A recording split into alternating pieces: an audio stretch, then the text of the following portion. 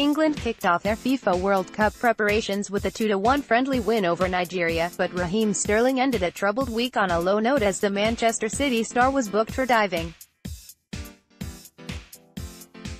Gareth Southgate's side swept into a 2-goal lead as Gary Cahill and captain Harry Kane netted in a dominant first-half display at Wembley on Saturday.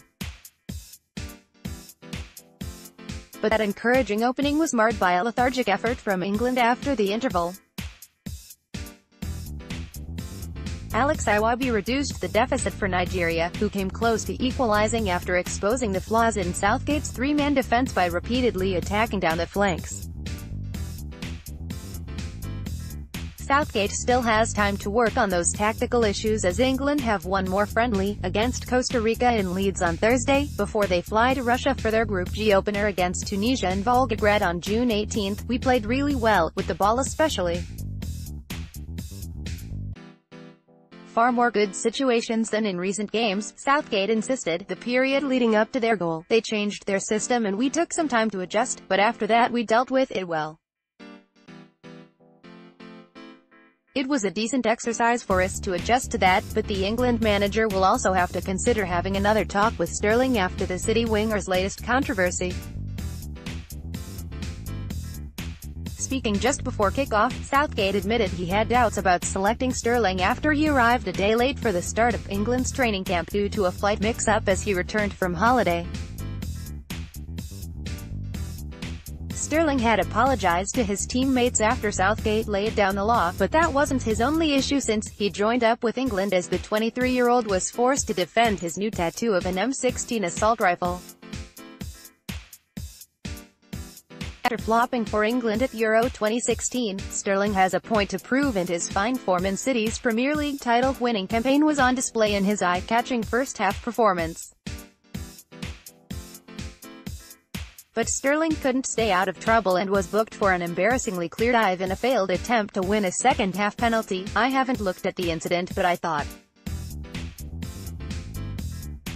he worked really hard for us and his counter-attacking was a real problem for the opposition," Southgate said of Sterling. "I thought he was very bright and his movement caused problems.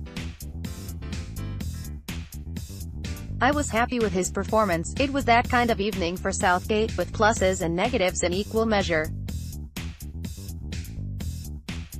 Ali was subjected to jeers from the large contingent of Nigeria supporters, who recalled his decision to snub their country in favor of representing England. Ali, who has a Nigerian father, didn't seem perturbed and he was soon celebrating when England took a 7th-minute lead.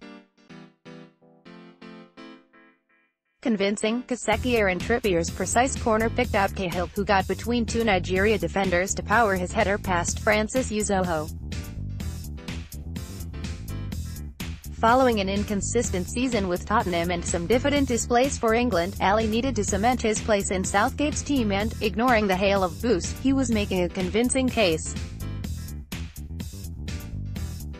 Sterling was the creator when England doubled their lead in the 39th minute, his pass picking out Kane for a low 18-yard strike that crept under a woeful attempted save from Uzoho. Everton goalkeeper Jordan Pickford, making only his third international appearance, hardly had a save to make in the first half.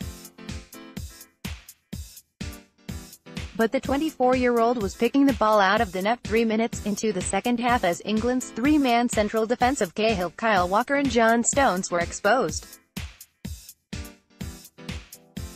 Odion Ialo got free to shoot against a post and Arsenal winger Iwobi pounced on the loose ball to give Pickford no chance with a clinical finish.